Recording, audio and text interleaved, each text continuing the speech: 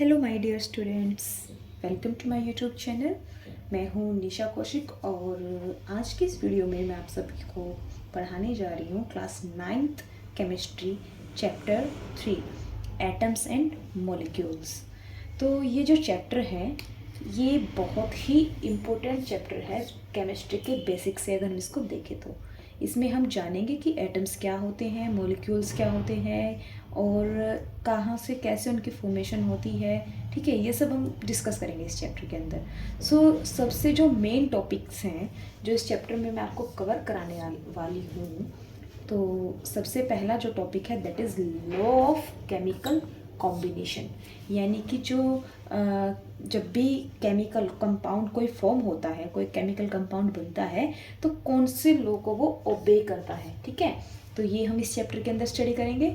Second मैं इसमें आपको पढ़ाऊंगी डाल्टन एटॉमिक थ्योरी। जो डाल्टन एक फेमस साइंटिस्ट थे, उन्होंने एटम्स के बारे में क्या कहा था, क्या अपनी थ्योरी दी थी, तो उसी को बोलते हैं डाल्टन्स एटॉमिक थ्योरी। थर्ड है modern day symbols of elements. देखो आज की जो पीरियोडिक टेबल है जिसमें 118 एलिमेंट्स हैं, उनके अपने अलग अलग सिंबल्स हैं एलिमेंट्स के। ठीक है, तो वही सिंबल्स को हम डिस्कस करेंगे इसमें, modern day symbols of elements.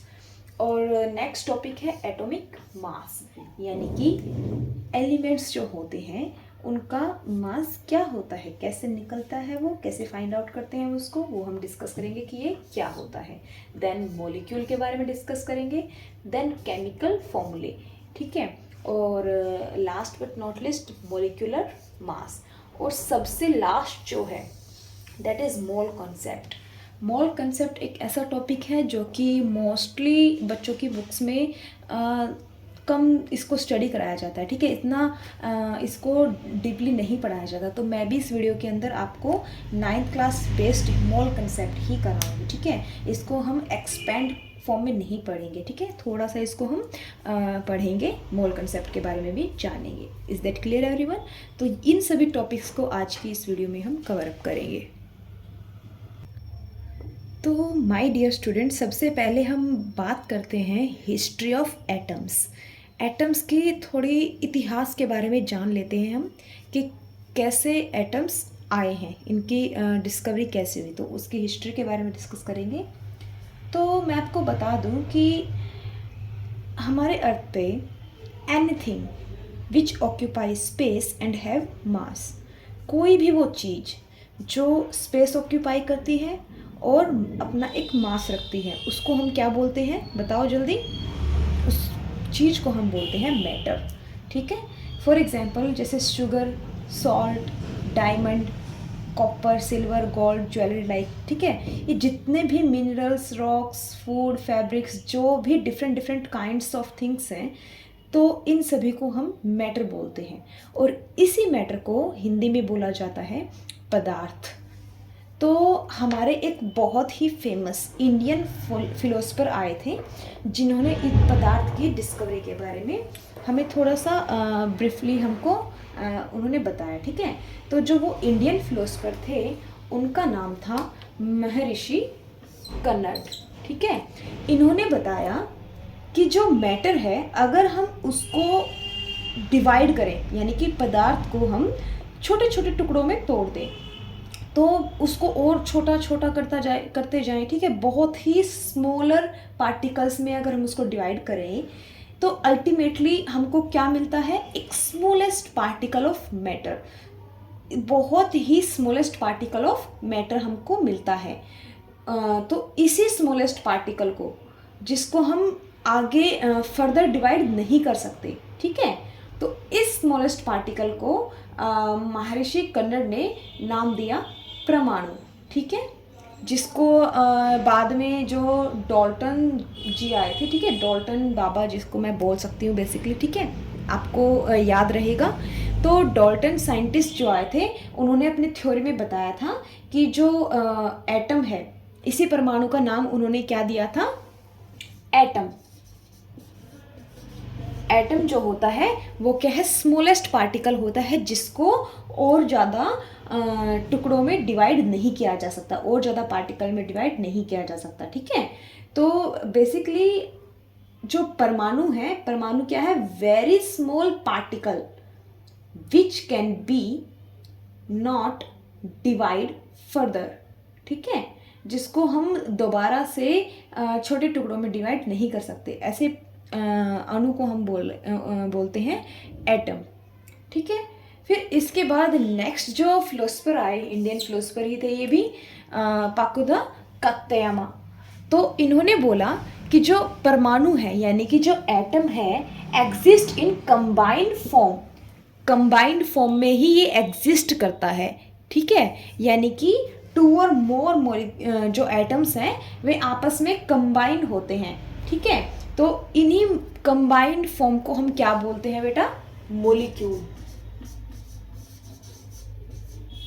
तो क्या आप सबको क्लियर हुआ, एटम क्या है, द स्मॉलेस्ट पार्टिकल जिसको हम फर्दर डिवाइड नहीं कर सकते उसको हम एटम बोलते हैं। और यही सभी एटम आपस में यानी कि सेम काइंड्स ऑफ मैटर और डिफरेंट काइंड्स ऑफ एटम आपस में कंबाइंड फॉर्म में एग्जिस्ट करते हैं, और इन्हीं कंबाइंड फॉर्म को क्या बोला जाता है, मॉलिक्यूल।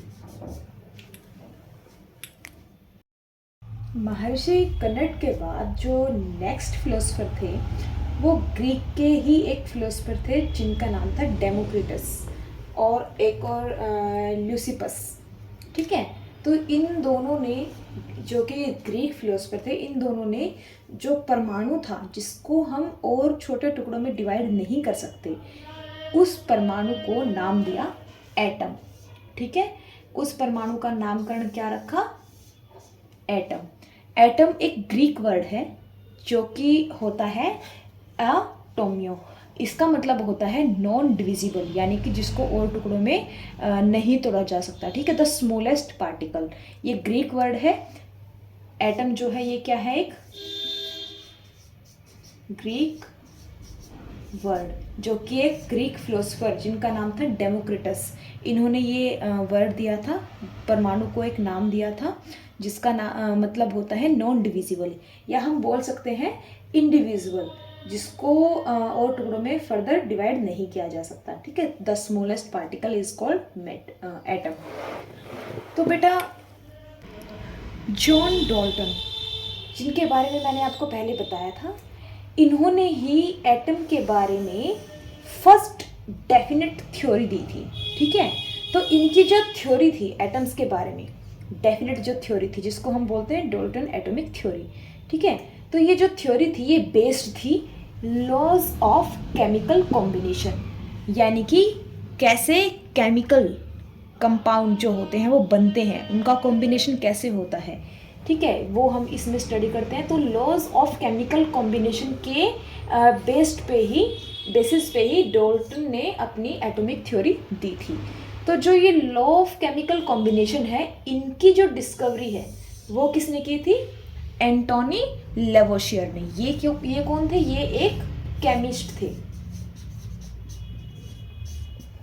ये एक केमिस्ट थे फ्रेंच के, ठीक है, फ्रेंच के केमिस्ट थे एंटोनी लेवोशियर, जिन्होंने अपने लॉ ऑफ ये केमिकल कॉम्बिनेशन दिया था, ठीक है। तो चलिए हम स्टडी करते हैं इस चैप्टर का फर्स्ट और most important topic, that is law of chemical combination. तो बेटा एटम्स जो होते हैं वो आपस में कंबाइन होके किसको फॉर्म करते हैं, मॉलिक्यूल्स और कंपाउंड को, ठीक है। तो जो ये केमिकल कॉम्बिनेशन है एटम्स का, ये बेस्ड है कुछ लॉज पे, ठीक है। तो इन्हीं लॉज को नाम दिया गया लॉ ऑफ केमिकल कॉम्बिनेशन। समझ आया आपको, केमिकल कॉम्बिनेशन क्यों बोला जाता है इसको, क्योंकि एटम्स जो है वो combine together to form molecules and compound, and the chemical combination are based upon certain laws जिनको हम बोलते हैं लॉ ऑफ केमिकल कॉम्बिनेशन। तो ये 2 तरह के लॉ आपके 9th क्लास में बेसिकली आते हैं, वैसे तो ये 4 हैं, एक और लॉ ऑफ मल्टीपल प्रोपोर्शन है तो वो भी है, बट आपकी 9th क्लास में आपको सिर्फ ये 2 लॉ ही स्टडी करने हैं। First is law of conservation of mass and second is law of constant proportion. तो एक एक करके हम इन दोनों लॉ को डिस्कस करेंगे। तो सबसे पहले स्टडी करते हैं लॉ ऑफ कंजर्वेशन ऑफ मास।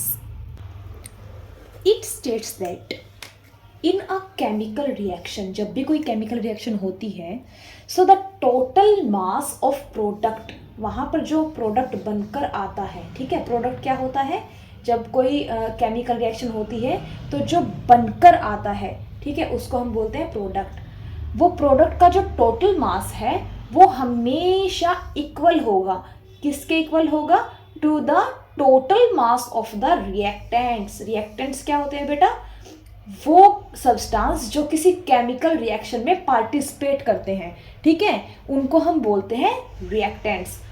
वो सब्सटेंस जो केमिकल रिएक्शन में पार्टिसिपेट करके आपस में कंबाइन होकर के क्या बनाते हैं, प्रोडक्ट बनाते हैं, तो उन सब्सटेंस को हम रिएक्टेंट्स बोलते हैं, ठीक है। तो रिएक्टेंट का टोटल मास किसके इक्वल होगा, प्रोडक्ट के टोटल मास के। कौन से reactant, taking part in the reaction, वो रिएक्टेंट जो किस में पार्टिसिपेट कर रहे हैं, किसी रिएक्शन में, ठीक है, तो उनका जो टोटल मास है वो किसके इक्वल होगा, प्रोडक्ट के टोटल मास के। यही हमारा लॉ ऑफ कंजर्वेशन ऑफ मास बोलता है, और ये किसने दिया था, एंटोनियो लेवोशियर ने, ठीक है, एंटोनियो लेवोशियर ने ये जो लॉ ऑफ कंजर्वेशन ऑफ मास है वो दिया था, जो कि फ्रेंच केमिस्ट थे। तो बेटा समझ में आया।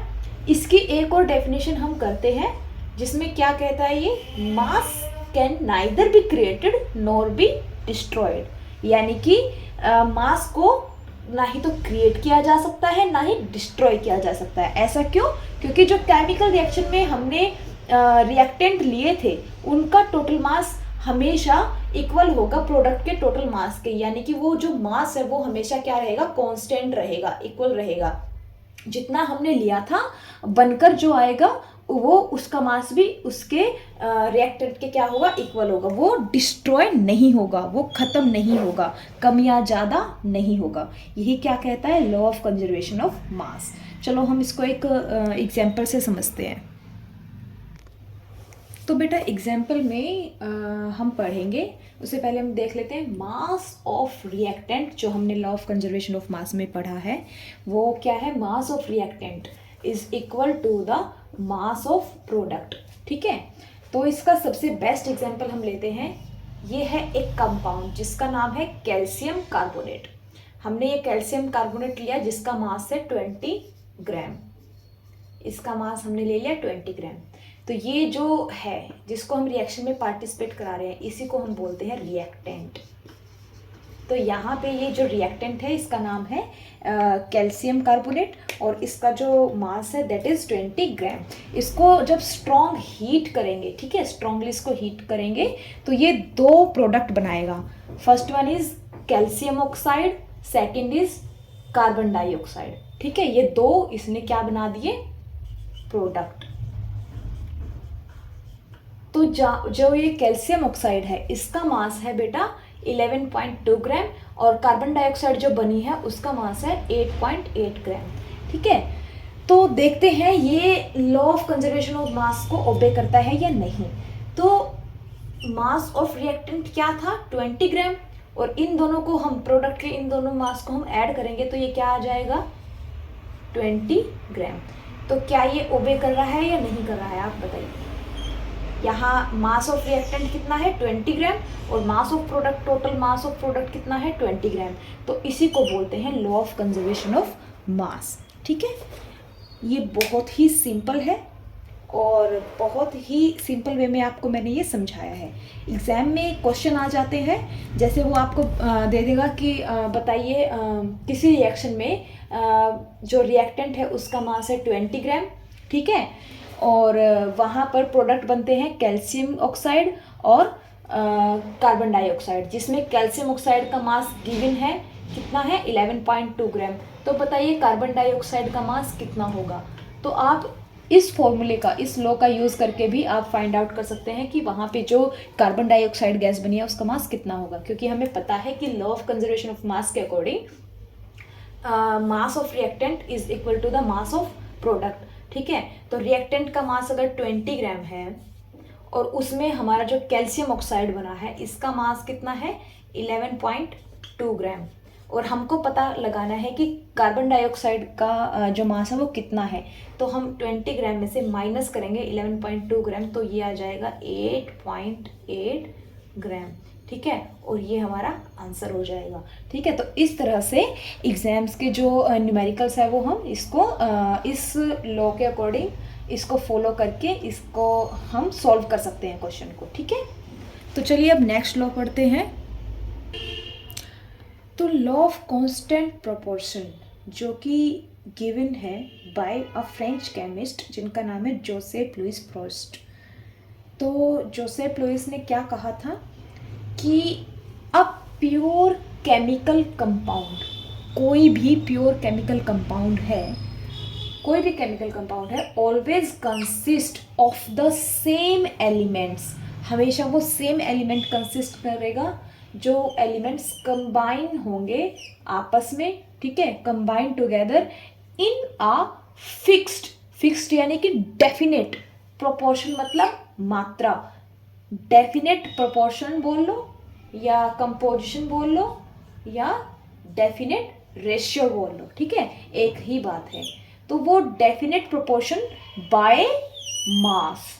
ठीक है, इस लॉ के अकॉर्डिंग कोई भी केमिकल कंपाउंड अगर बनता है वो कब बनेगा, जब उनका जो एलिमेंट्स होंगे वो सेम एलिमेंट्स होंगे और उनका जो रेशियो होगा वो क्या रहेगा, फिक्स रेशियो होगा।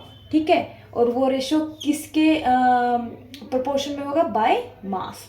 ठीक है, तो इसी को बोलते हैं लॉ ऑफ कांस्टेंट प्रोपोर्शन या फिर लॉ ऑफ कांस्टेंट कंपोजिशन या लॉ ऑफ कांस्टेंट रेशियो। ठीक है, तो चलिए इसको एग्जांपल से हम अच्छे से समझते हैं। जैसे वाटर है, वाटर जो है ऑब्टेन होता है फ्रॉम एनी सोर्स। ठीक है, किसी भी सोर्स से हम वाटर को ऑब्टेन कर सकते हैं, प्राप्त कर सकते हैं, जैसे झील, पॉन्ड, लेक, रिवर या कोई बोतल से, टैप से, कहीं से भी अगर हमको पानी मिलता है, किसी भी सोर्स से हमको पानी मिलता है, तो वो दो ही एलिमेंट को कंटेन करता है। कौन कौन से element, hydrogen and oxygen element को वो कंटेन करेगा। तो यही तो बात बोली है इसने, a pure chemical compound always, हमेशा, consist of the same element, हमेशा वाटर सेम एलिमेंट को ही कंसिस्ट करेगा, हाइड्रोजन को और ऑक्सीजन को। ठीक है, इन्हीं दो सेम एलिमेंट से मिलकर क्या बनेगा, वाटर बनेगा। और कब बनेगा, ये तभी पॉसिबल है जब वो कंबाइन होंगे आपस में इन अ फिक्स रेशियो। इनका जो ये एलिमेंट जो है हाइड्रोजन और ऑक्सीजन है, जब ये इनका जो रेशियो होता है वो होता है 1:1:8। ठीक है, ये रेशियो जो होता है ये इनका मास का रेशियो होता है, हाइड्रोजन और ऑक्सीजन का मास का रेशियो होता है 1:8। तभी जब ये रेशियो होगा तभी क्या बनेगा, वाटर हमारा फॉर्म होगा, बनेगा। अगर ये रेशियो हो जाता है 3:8, यानी कि हाइड्रोजन का रेशियो बाय मास जो होगा, अगर वो 3:8 होगा, तब ये वाटर नहीं बन सकता, तब वाटर बनना पॉसिबल नहीं है। तो ये जो लॉ है ये यही बोलता है कि वाटर केवल तभी बन सकता है, कोई भी प्योर कंपाउंड तभी बन सकता है जब वो similar atom, same atom contain करता हो, और उन जो एटम्स हैं, जो एलिमेंट्स है, उन दोनों का जो रेशियो है, रेशियो बाय मास है, वो क्या होगा, अगर फिक्स होगा तभी वो प्योर केमिकल कंपाउंड बन सकता है। ठीक है, जैसे वाटर है, वाटर का अगर हम मास का रेशियो निकालें तो वाटर का फॉर्मूला होता है H2O। ठीक है, अब यहाँ पर हम सब जानते हैं हाइड्रोजन का मास होता है 1, और क्योंकि 2 मॉलिक्यूल है तो इसलिए 1 × 2 = 2, और ऑक्सीजन का मास है कितना, ऑक्सीजन का एटॉमिक नंबर होता है 8 और इसका एटॉमिक मास होता है 16।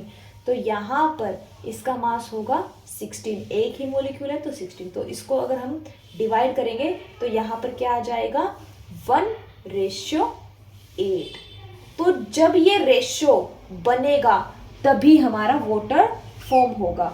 ठीक है, तो इसी को बोलते हैं लॉ ऑफ कांस्टेंट प्रोपोर्शन। क्या आप सबको क्लियर है ये? अगर ये रेशियो होता है 3:8, यानी कि हाइड्रोजन के 3 मॉलिक्यूल हैं बाय मास और ऑक्सीजन का 8 है बाय मास रेशियो। ठीक है, तो वहाँ पर हमारा वाटर फॉर्म नहीं होगा। ये केवल तभी होगा जब ये मोलिक्यूल, ये एलिमेंट्स जो हैं ये 1:8 की फॉर्म में मौजूद हो, प्रेजेंट हो।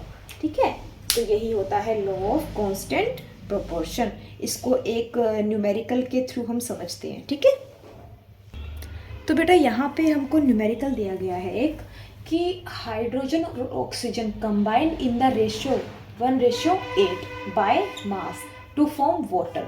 ये तो हम सबको पता है according to law of constant proportion.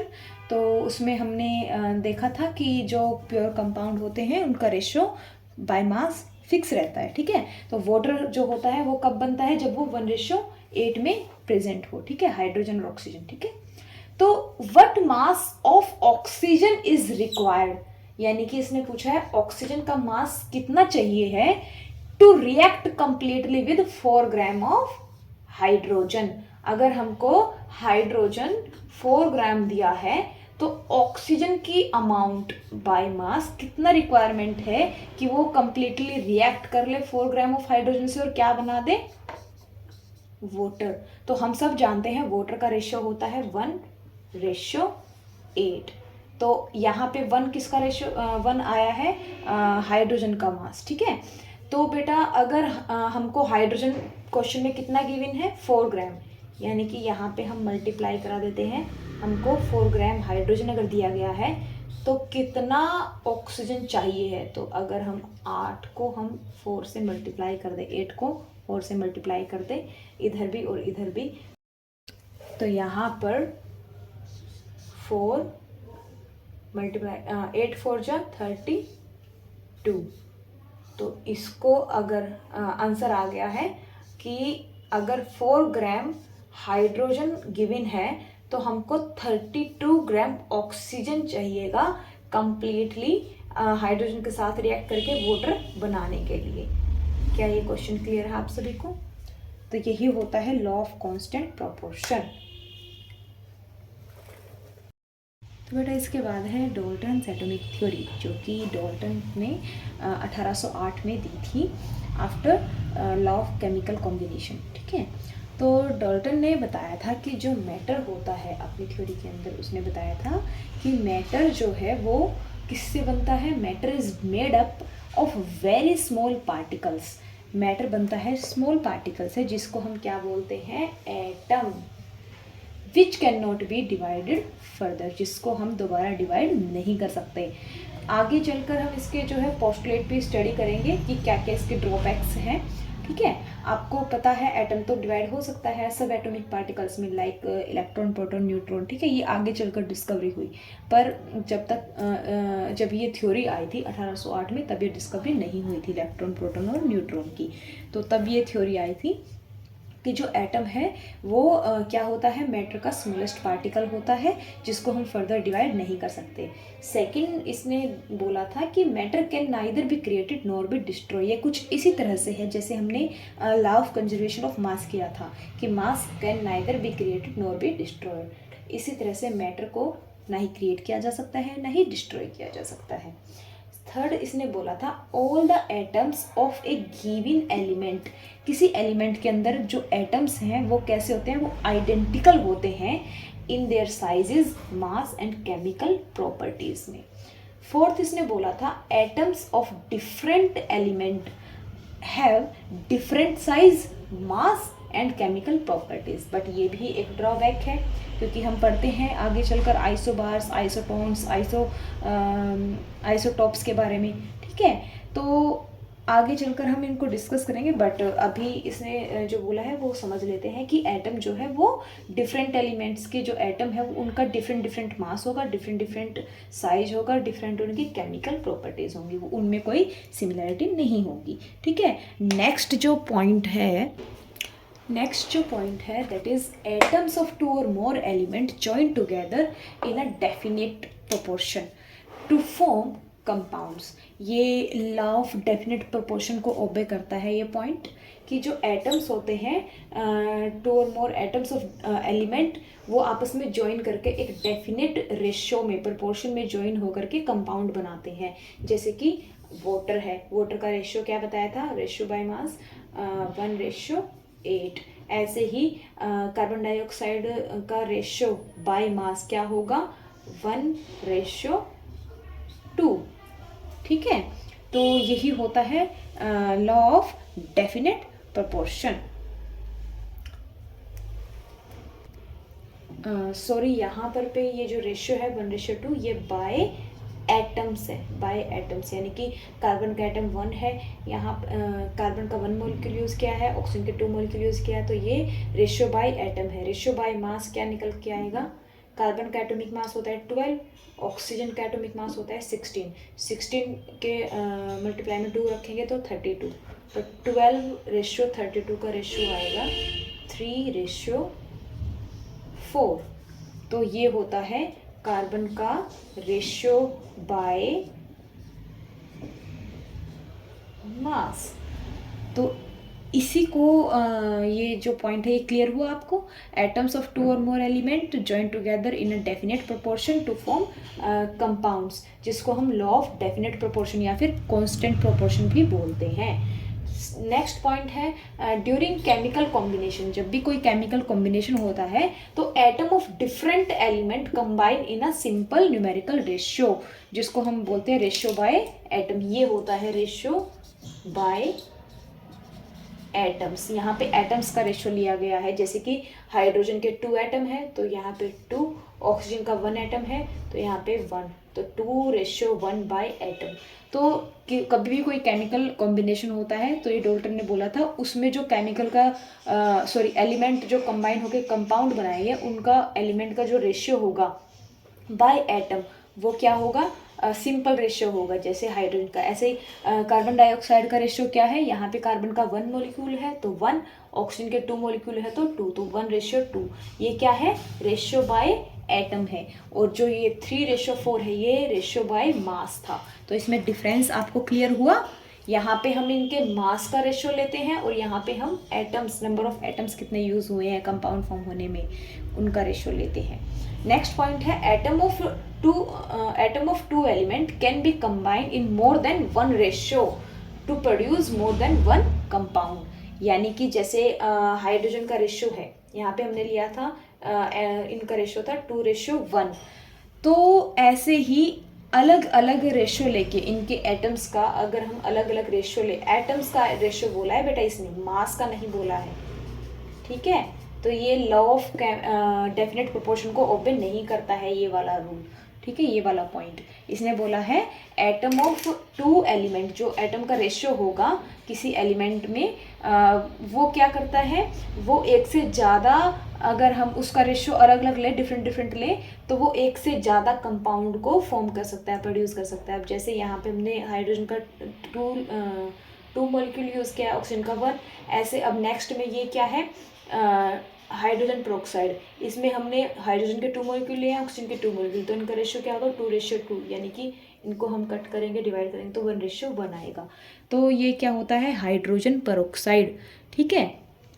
तो यहाँ पर अलग अलग अगर हम एटम का रेशियो लेंगे तो वहाँ पे अलग अलग कंपाउंड फॉर्म हो रहे हैं, ठीक है। ये हाइड्रोजन ऑक्साइड जो जिसको हम वाटर बोलते हैं, यहाँ पे वाटर फॉर्म हो रहा है, और ये हाइड्रोजन पेरोक्साइड यहाँ पे ये दूसरा कंपाउंड फॉर्म हो रहा है अलग अलग रेशियो से। तो यही थे हमारे डाल्टन एटॉमिक थ्योरी के पॉइंट्स, ठीक है। अब इसकी इम्पोर्टेंस और इसके ड्रॉबैक्स को हम स्टडी करेंगे। तो बेटा अगर हम बात करें डाल्टन के जो सिग्निफिकेंस है, एटॉमिक थ्योरी के जो इम्पोर्टेंस है वो क्या है, इसने बताया था कि जो कंपाउंड्स होते हैं वो किससे बनते हैं, combination of atom in a simple whole number और डेफिनेट प्रोपोर्शन, जिसको हमने लॉ ऑफ कांस्टेंट कंपोजिशन भी बोला है, ठीक है, उसको ओबे करते हैं। ये डाल्टन की जो ये पॉइंट्स हैं लॉ ऑफ कांस्टेंट कंपोजिशन को ओबे करता है, तो यही इसका एक सिग्निफिकेंस है, ठीक है। बट इसका ड्रॉबैक क्या है, इसने बोला था कि जो एटम होता है, it state that atom are not divisible, atom को हम डिवाइड नहीं कर सकते हैं, ठीक है। ये क्या होता है, एटम जो होता है वो इंडिविजुअल होता है, डिविजिबल नहीं होता है। तो आगे चलकर डिस्कवरी जब होती है तो उसमें हमें पता लगता है कि एटम इंडिविजुअल नहीं होता, वो क्या होता है, डिविजिबल होता है इनटू सब एटॉमिक पार्टिकल्स में। ठीक है, कौन कौन से सब atomic particle, electron, proton and neutrons में। तो यही है डाल्टन एटॉमिक थ्योरी का इम्पोर्टेंट ड्रॉबैक। तो आज के लिए इतना ही, आगे का जो टॉपिक है वो नेक्स्ट वीडियो में हम डिस्कस करेंगे। Okay, bye students, have a nice day.